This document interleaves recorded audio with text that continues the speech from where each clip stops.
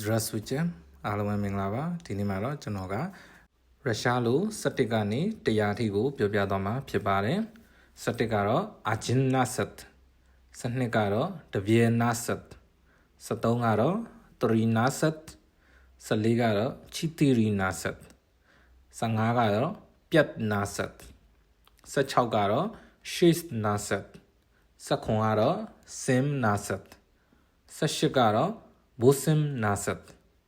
19ကတော့ 19 20ကတော့